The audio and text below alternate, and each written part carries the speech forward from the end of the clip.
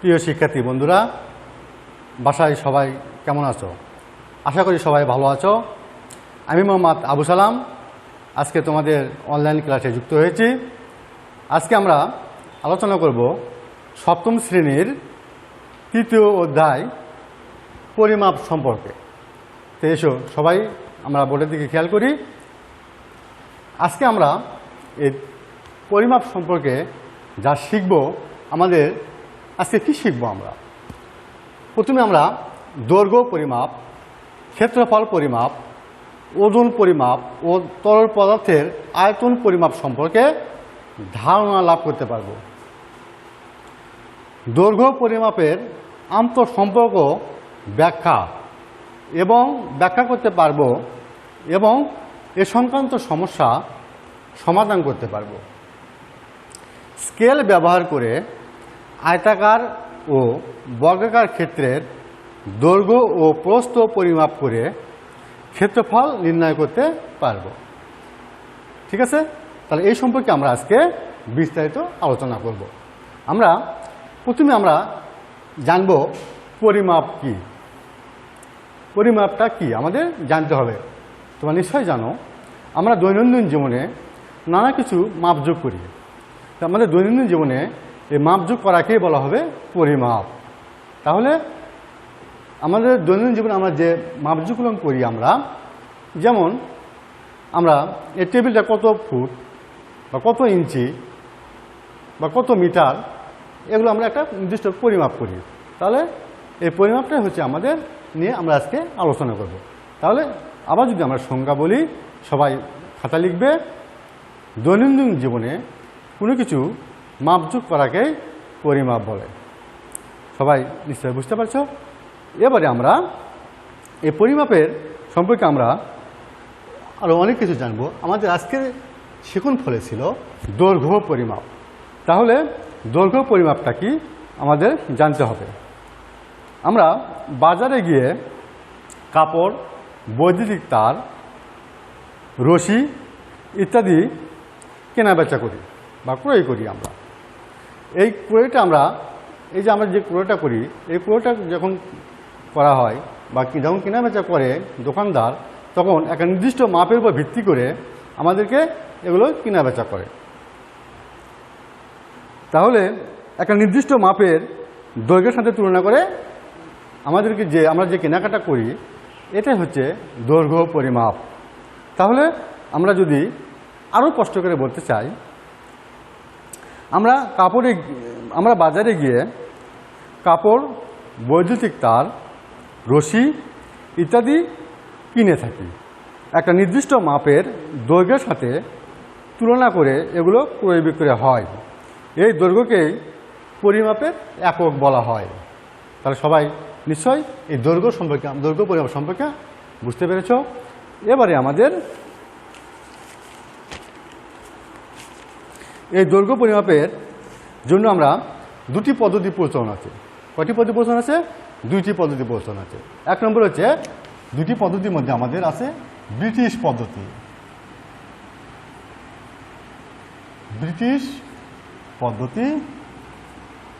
দুই নম্বর আছে আমাদের মেট্রিক পদ্ধতি। ব্রিটিশ এবং মেট্রিক পদ্ধতি। আমরা ব্রিটিশ পদ্ধতিতে এখন আলোচনা করব। ব্রিটিশ পদ্ধতিতে দৈর্ঘ্য পরিমাপের জন্য আমরা একক হিসেবে গজ, ইঞ্চি, ফুট ইত্যাদি ব্যবহার করে থাকি। তাহলে এগুলো হচ্ছে ব্রিটিশ পদ্ধতি। ব্রিটিশ পদ্ধতিতে গজ, ফুট, ইঞ্চি এগুলো আমরা আগে ব্যবহার করতাম, এখনও প্রচলন আছে অনেক দেশে। বর্তমানে আমাদের গোটা পৃথিবীতে চালু আছে মেট্রিক পদ্ধতি। এই মেট্রিক পদ্ধতিটা কি? মেট্রিক পদ্ধতিতে দৈর্ঘ্য পরিমাপের একক হিসেবে সেন্টিমিটার, মিটার, কিলোমিটার ইত্যাদি প্রকাশ করা হয়। তাহলে এই মিটার, সেন্টিমিটার এবং কিলোমিটার এগুলো গোটা পৃথিবী জুড়ে এখন প্রচলিত। তাহলে এখন আমাদের বর্তমানে প্রচলিত হচ্ছে মেট্রিক পদ্ধতি। বাংলাদেশের এই মেট্রিক পদ্ধতি প্রথম চালু হয়, খেয়াল রাখবা, 1982 সালে। কত?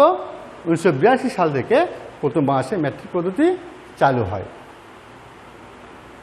এবারে আমরা এই মেট্রিক পদ্ধতি ব্যবহার করতে গিয়ে আমরা যে মিটার ব্যবহার করি, আমরা এই মিটারটা আমরা সম্পর্কে একটু আলোচনা করব।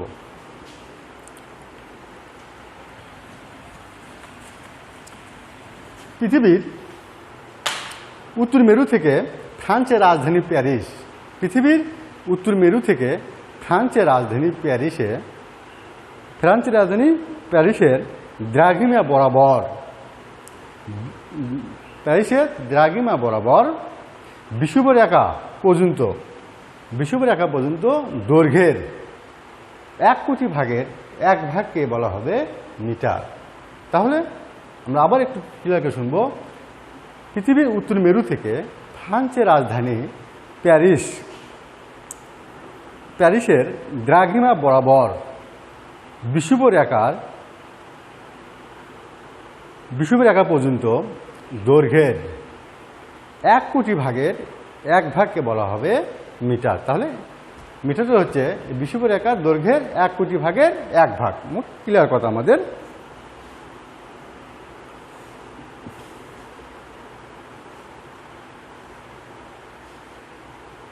তাহলে আমরা দৈর্ঘ্য পরিমাপের একক হিসেবে আমরা কি ব্যবহার করি? আমরা এই দৈর্ঘ্য পরিমাপের একক হিসেবে আমরা ব্যবহার করি আমরা মিটার। দৈর্ঘ্য পরিমাপের একক হিসেবে আমরা ব্যবহার করব কি? ব্যবহার করি মিটার।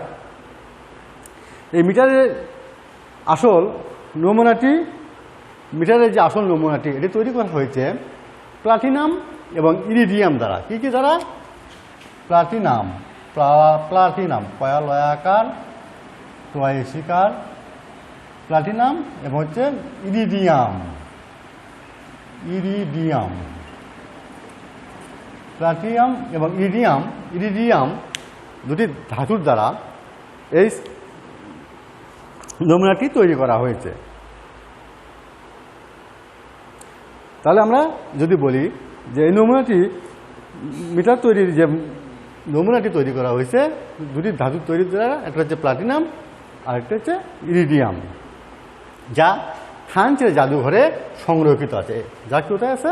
ফ্রান্সের জাদুঘরে সংরক্ষিত আছে। এখন আমরা এই মেট্রিক পদ্ধতি এবং ব্রিটিশ পদ্ধতির কিছু প্রচলন আমরা দেখব, আমরা কিছু সূত্র আমরা দেখব। যেমন দেখো, মেট্রিক পদ্ধতি বলা হয়েছে 10 মিলিমিটার সমান সমান 1 সেন্টিমিটার, 10 মিলিমিটার সমান সমান 1 সেন্টিমিটার, 10 সেন্টিমিটার সমান সমান 1 ডেসিমিটার, 10 সেন্টিমিটার 1 ডেসিমিটার, 10 ডেসিমিটার সমান সমান 1 মিটার। খেয়াল রাখবা, 10 মিটার সমান সমান আবার 1 ডেকামিটার, 10 ডেকামিটার সমান আবার 1 হেক্টোমিটার, 10 হেক্টোমিটার সমান সমান আবার 1 কিলোমিটার। তাহলে এটা আমরা ব্রিটিশ পদ্ধতিতে আমাদের যে সূত্রগুলো ব্যবহার করি আমরা। এরপরে আমরা আসবো মেট্রিক পদ্ধতিতে। ব্রিটিশ পদ্ধতিতে আমরা এখন দেখব। আমরা বলছিলাম ব্রিটিশ পদ্ধতিতে আমাদের ব্যবহার হয় গজ, ফুট, ইঞ্চি। তাহলে খেয়াল রাখবে 12 ইঞ্চি সমান সমান কত? 1 ফুট। 12 ইঞ্চি সমান সমান 1 ফুট। 3 ফুট সমান সমান কত? 1 গজ। 1760 গজ সমান সমান কত? 1 মাইল। তাহলে এগুলো আমাদের অবশ্যই স্মরণ রাখতে হবে। তোমাদের পাঠ্য বইয়ে তোমরা দেখলে এগুলো পড়তে পারবা এবং বেশি করে স্মরণ রাখতে হবে আমাদের, কারণ আমাদের অঙ্কের জন্য এগুলো খুবই খুবই গুরুত্বপূর্ণ। এবারে আমরা দৈর্ঘ্য পরিমাপের যে আন্তঃসম্পর্ক ব্যাখ্যা করতে পারবে, এই সম্পর্কটা আমরা একটা দেখাবো আমরা, যে মেট্রিক পদ্ধতি এবং ব্রিটিশ পদ্ধতির মধ্যে আমাদের সম্পর্কটা কী। তাহলে আমরা খেয়াল করি, আমরা বলছে যে ইঞ্চি যা ছিল ব্রিটিশ পদ্ধতি, আমরা যখন মেট্রিক পদ্ধতি করবো আমরা, তাহলে 1 ইঞ্চি সমান সমান 2.54 সেন্টিমিটার প্রায়। 1 মাইল সমান সমান 1.61 কিলোমিটার, 1.61 কিলোমিটার। আবার 1 মিটার সমান সমান 39.37 ইঞ্চি এবং 1 কিলোমিটার সমান সমান 0.62 মাইল। আমাদের এই যে মেট্রিক পদ্ধতি এবং ব্রিটিশ পদ্ধতির মধ্যে যে সম্পর্কটা আমাদের ভেরি ভেরি গুরুত্বপূর্ণ, খুবই খুবই গুরুত্বপূর্ণ, আমাদের অবশ্যই অবশ্যই তোমাদের স্মরণ রাখতে হবে। এখন আমরা তাহলে নিশ্চয়ই আমরা এ সম্পর্কে বুঝতে পেরেছো সবাই। এবার আমরা আসবো আমরা ক্ষেত্রফল পরিমাপ। ক্ষেত্রফল পরিমাপটা আমরা আলোচনা করব এখন।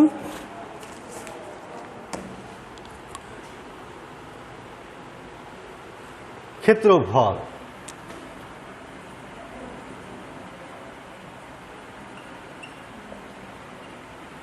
ক্ষেত্রফলটা কি? কোন নির্দিষ্ট সীমারেখা দ্বারা, ক্ষেত্রফলটা কি? কোন নির্দিষ্ট সীমারেখা দ্বারা, কোন নির্দিষ্ট সীমারেখা দ্বারা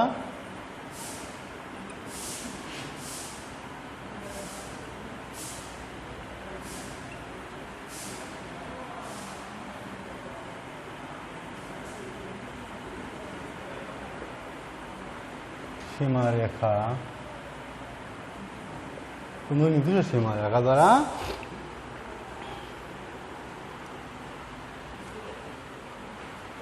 সীমারেখা দ্বারা আবদ্ধ স্থান হলো ক্ষেত্র। সীমারেখার স্থান হলো কি? আমাদের কোন নির্দিষ্ট সীমারেখা দ্বারা আবদ্ধ স্থান হলো ক্ষেত্র। আর এই ক্ষেত্রের পরিমাপকেই ক্ষেত্র। আর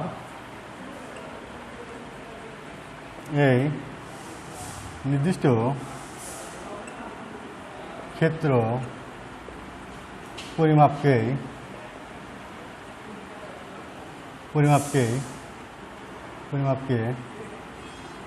ক্ষেত্রফল বা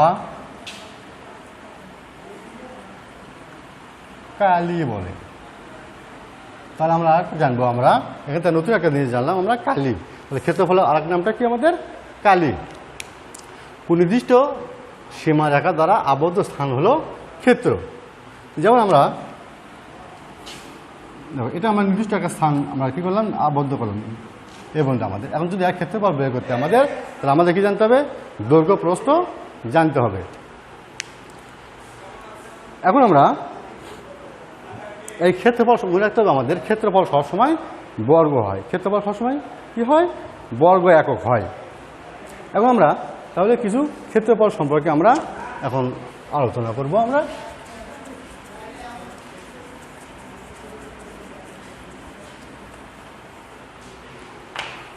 যেমন আয়তক্ষেত্রের ক্ষেত্রফল আমরা সবাই জানি যে আয়তক্ষেত্রের ক্ষেত্রফল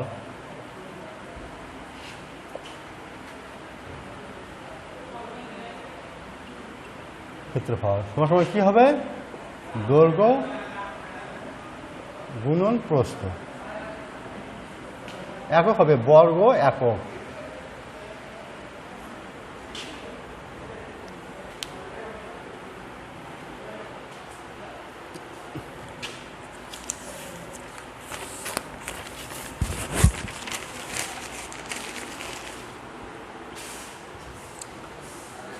আমরা একটু ভালো করে খেয়াল করি। আয়তক্ষেত্রের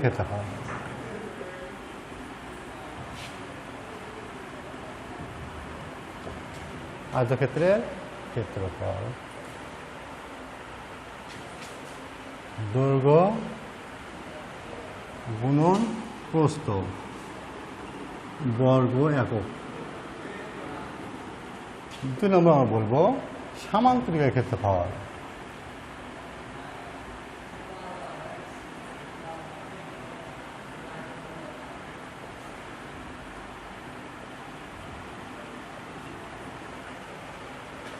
ভূমি গুণন উচ্চতা বর্গ একক। আমরা যদি বলি যে ত্রিভুজের ক্ষেত্রফল, এর আগে আমরা বর্গের ক্ষেত্রফল এগুলো লিখি। আমরা বর্গক্ষেত্রের ক্ষেত্রফল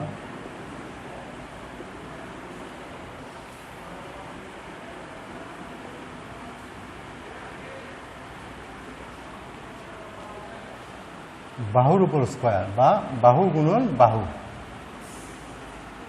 বর্গ একক।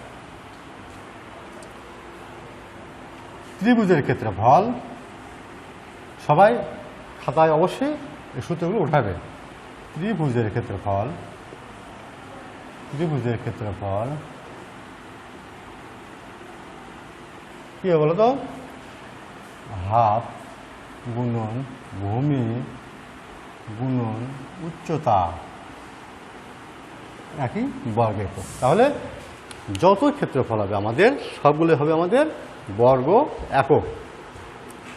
এগুলো অবশ্যই তোমাদের সবসময় মাথায় ভিতরে রাখতে হবে, কারণ এগুলো অঙ্ক করতে আমাদের খুবই দরকার।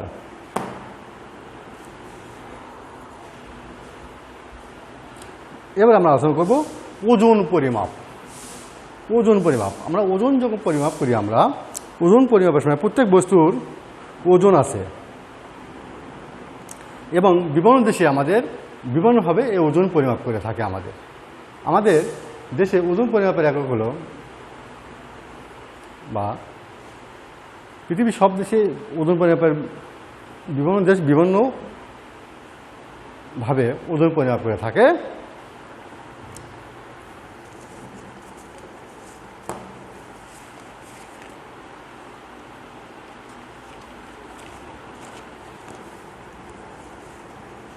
আমাদের মেট্রিক পদ্ধতিতে ওজনের একক হচ্ছে আমাদের কিলোগ্রাম। তাহলে আমাদের ওজনটা কি, আমরা তরল পদার্থের ওজন পরিমাপ করে থাকি বিভিন্ন পদ্ধতিতে, বিভিন্ন দেশে বিভিন্ন পদ্ধতির প্রচলন আছে।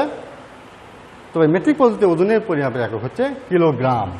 মেট্রিক পদ্ধতিতে ওজনের একক কি? কিলোগ্রাম।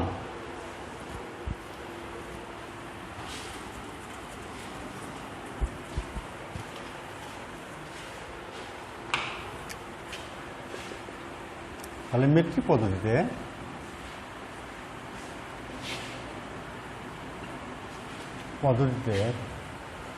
ওজনের একক হলো কিলোগ্রাম। আমরা যদি আরো অধিক পরিমাণ জিনিস ওজন করি আমরা, তাহলে আমরা আরো কি ব্যবহার করতে পারবো? কুইন্টাল। অধিক বস্তু ওজন পরিমাপের সময় আমাদের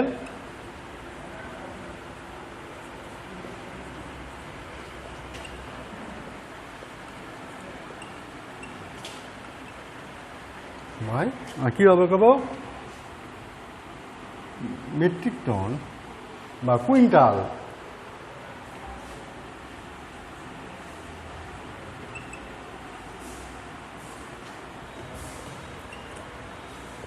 মেট্রিক টন, কুইন্টাল, এগুলো আমরা যখন অধিক পরিমাণ জিনিস আমরা ওজন করবো আমরা।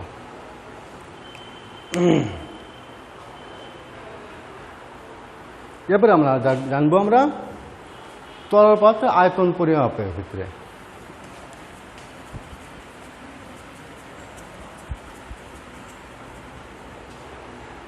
তরল পদার্থের আয়তন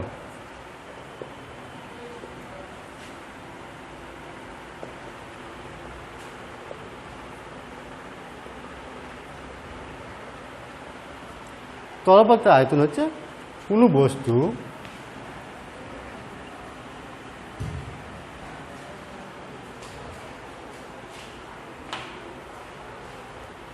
কোনো তরল পদার্থ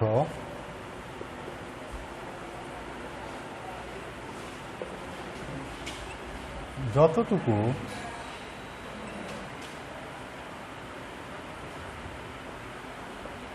জায়গা দখল করে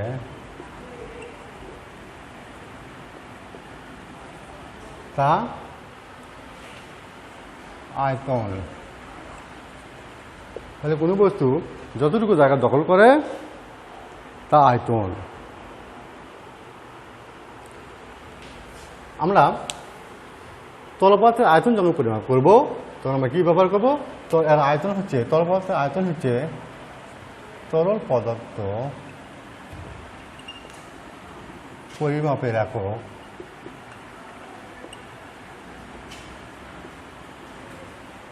লিটার।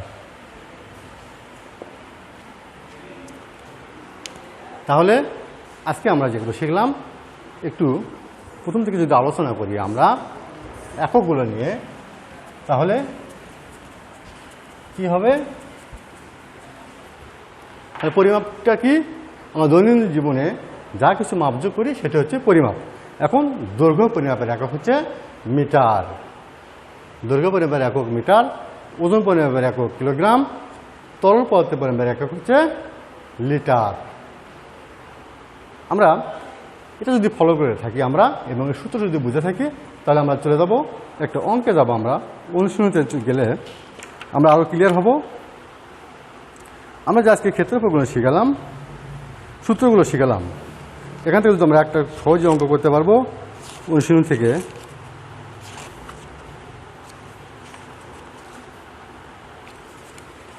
অনুশীলনের অঙ্ক দিকে আমাদের অঙ্ক শুরু হয়েছে 8 থেকে। আমাদের 8 নম্বরে বলছে 8-এর ক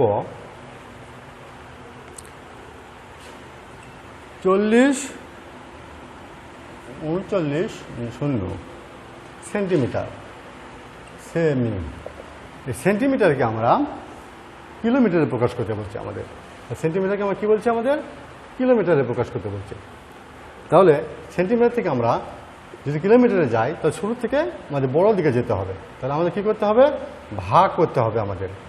তাহলে ভাগ করলে আমরা সেন্টিমিটার থেকে প্রথমে দেখো 40, 39, 0 সেন্টিমিটার থেকে যদি আমরা মিটারে যাই তাহলে 100 সেন্টিমিটারে 1 মিটার। এখন ভাগ করলে আমাদের কী হবে? মিটার হবে। তাহলে দেখো কটা শূন্য আছে? 2টো শূন্য আছে, 1, 2। তাহলে আমার কত হবে? 40.3.90 হয়ে গেল কি মিটার। মিটার থেকে যাব আমরা সেন্টিমিটারে। 1 মিটার সমান সমান কত সেন্টিমিটার? 1 মিটার সমান সমান কত কিলোমিটার? 1000 কিলোমিটার। তাহলে এখানে যদি আমরা 1000 দিয়ে ভাগ করি 40.39.90।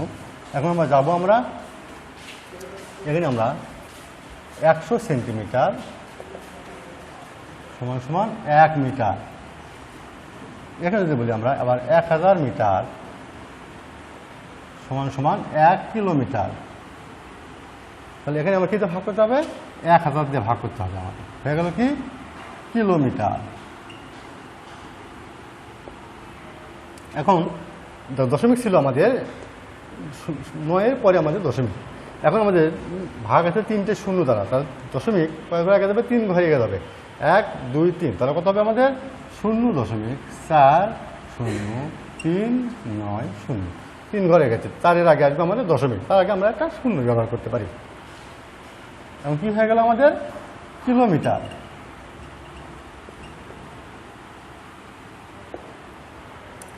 তাহলে আমাদের সেন্টিমিটার থেকে আমাদের কোথায় আসলাম? আমরা কিলোমিটারে আসলাম। একইভাবে আমরা খ নম্বর অঙ্ক যদি করি, আমরা 75 মিটারকে আমরা কী করবো? প্রথমে কিলোমিটার করব। 1000 দিয়ে ভাগ করলে আমাদের কিলোমিটার হয়ে যাবে। আবার 200 সেন্টিমিটারকে আমরা কী করবো? আগে সেন্টিমিটার, মিলিমিটার আছে, মিলিমিটারকে আমরা সেন্টিমিটার করব, সেন্টিমিটারকে আমরা কী করবো? মিটার করব, মিটারকে আবার কী করবো? কিলোমিটার করব। একই পদ্ধতিতে আমরা করতে পারবো। যদি আমরা সূত্রটা ফলো করে থাকি তাহলে সহজেই অঙ্কগুলো তোমরা করতে পারবে। তাহলে আমাদের মূল কথা হচ্ছে এই সূত্রগুলো আমাদের মনে রাখতে হবে। এবারে আমরা পরের অঙ্কে যদি আমরা যাই, দেখো 5.37 ডেকামিটারকে মিটার ও ডেসিমিটারে প্রকাশ করো। মিটার এবং ডেসি আমরা এর আগে সূত্র লিখে দিচ্ছি আমরা। 9 নম্বর বলছে যে 5.37 ডেকামিটার। তাহলে ডেকামিটার থেকে আমরা কাছে যাবো। আমরা বলছে মিটার ও ডেসিমিটার প্রকাশ করো।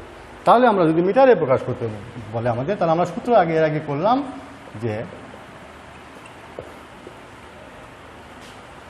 10 ডেকামিটার, 10 মিটার সমান 1 ডেকামিটার। 10 মিটার সমান 1 ডেকামিটার। তো যদি গুণ করি আমরা 5, 7, 3, 0 কি হয়ে গেছে আমাদের? মিটার।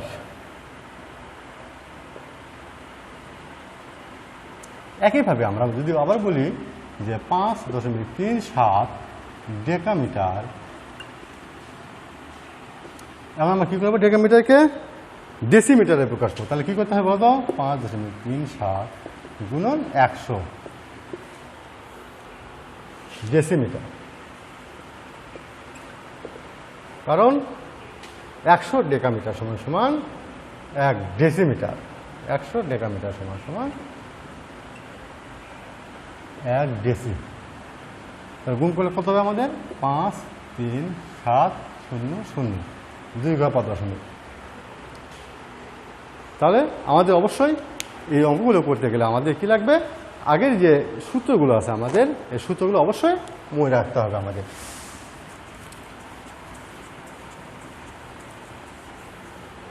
এবারে আমরা আরেকটা অঙ্ক যদি আমরা খেয়াল করি, আমরা 10 নম্বর। দেখো খুবই সহজ আমাদের, যদি একটু খেয়াল করো সবাই। নিচের কয়েকটি ত্রিভুজাকার ক্ষেত্রের ভূমি ও উচ্চতা দেওয়া আছে, আমাদের ত্রিভুজের ক্ষেত্রফল নির্ণয় করতে হবে। তাহলে আমরা অবশ্যই ত্রিভুজের ক্ষেত্রফল নির্ণয়ের সূত্র শিখেছি। ভূমি 10 মিটার, উচ্চতা 6 মিটার। আর ত্রিভুজের ক্ষেত্রফল কি? ভূমি গুণন উচ্চতা। তাহলে আমরা লিখব, দেওয়া আছে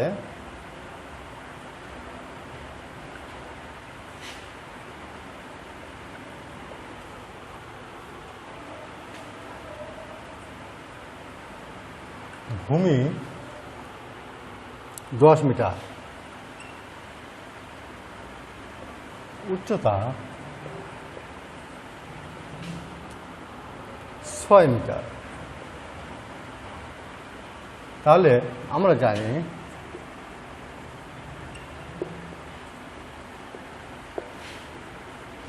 ত্রিভুজের ক্ষেত্রফল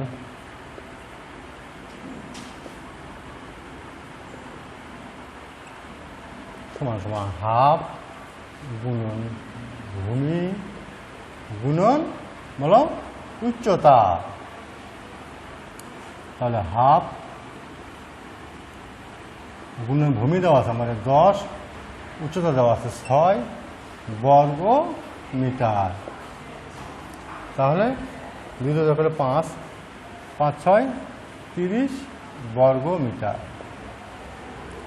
সহজে আমরা তাহলে পরের অঙ্ক আমরা অবশ্যই নিজে নিজে করতে পারবো। এখন আমরা একটা ইম্পর্টেন্ট অঙ্ক শিখবো আমরা আজকের শেষ আলোচনা, শেষ অঙ্ক। সবাই বলে দিয়ে খেয়াল করবে।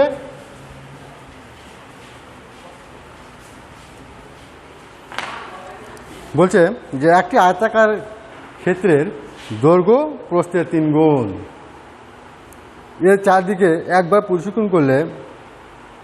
প্রদক্ষিণ করলে 1 কিলোমিটার হাঁটা হয়। আয়তাকার ক্ষেত্রটির দৈর্ঘ্য প্রস্থ নির্ণয় করো। তাহলে ওখানে আমাদের অঙ্ক বুঝতে হবে আমাদের দৈর্ঘ্য প্রস্থের 3 গুণ। তাহলে আমরা অবশ্যই কী ধরতে হবে আমাদের? 11 নম্বর অঙ্ক বলছে, আমরা ধরি মনে করি আয়তক্ষেত্রে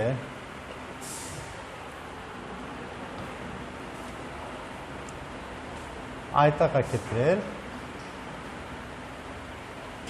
প্রস্থ 1 মিটার। তাহলে দৈর্ঘ্য কত হবে? 3 মিটার। দৈর্ঘ্য প্রস্থের 3 গুণ। তাহলে প্রস্থ ক, দৈর্ঘ্য 3 ক। এবার বলছে আমাদের যদি চারদিকে একবার ঘুরে আসে, আমাদের মনে রাখতে হবে যদি চারদিকে একবার ঘুরে আসে আমাদের, তাহলে চারদিকে ঘুরে আসলে কী হবে? এটা পরিসীমা। আমরা পরিসীমার বরাবর আমাদের কী করতে হবে? পরিসীমা বরাবর আমাদের কি হয়? পরিসীমা বের করতে হবে আমাদের। যদি চারদিকে একবার ঘুরে আসে তাহলে আমরা কী করতে হবে? পরিসীমা। তাহলে আমরা বলবো অতএব আয়তক্ষেত্রের পরিসীমা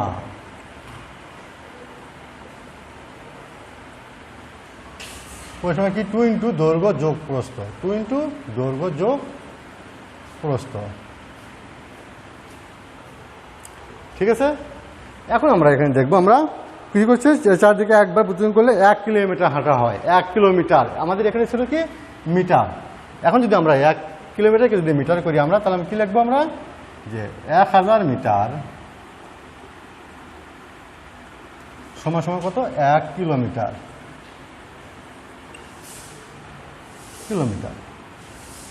এখন আমরা কি করব?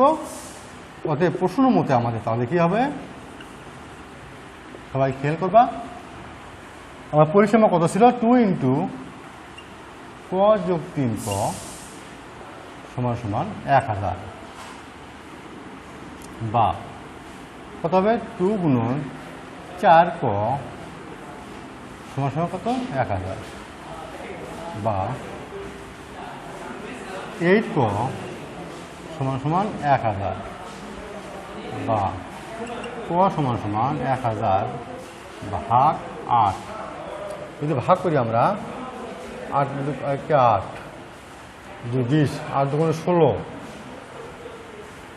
4 5 × 8 40, 150 মিটার। কি পেলাম আমরা?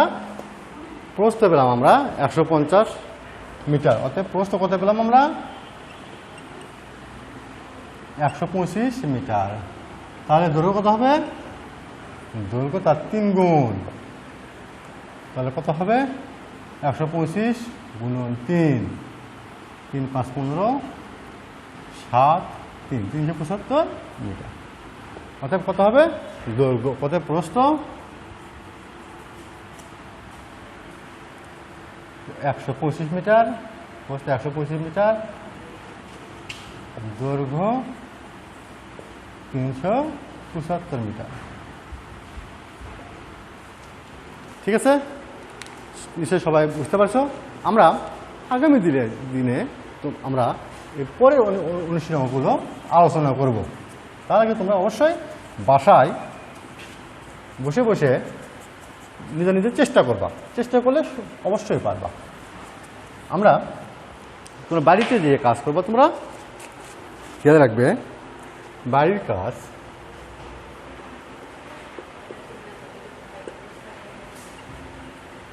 তোমাদের আমরা একটা ছক দেবো। এই ছকটা তোমাদের পড়ে অবশ্যই করতে হবে। আমাদের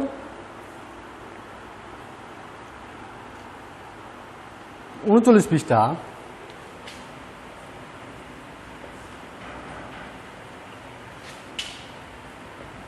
ছক 41 পৃষ্ঠা,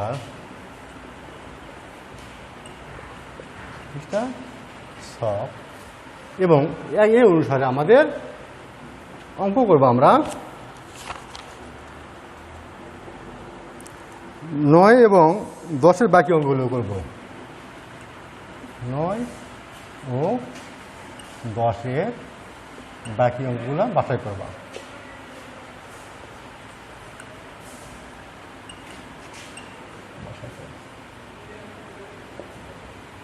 এবং অবশ্যই এই ছকটা আমাদের ফলো করতে হবে। তাহলে আজকে আমরা এ পর্যন্তই। সামনের ক্লাসে আমরা পরবর্তী যে অঙ্কগুলো আছে আমাদের, এগুলো আমরা আলোচনা করব। সবাই বুঝতে পারছো? এবং সবাই ভালো থেকো, সুস্থ থেকো, এবং এই করোনাকালে বাসায় নিয়মিত পড়াশোনা করবে। এ বলে আমি আমার আজকের ক্লাস সমাপ্ত ঘোষণা করেছি।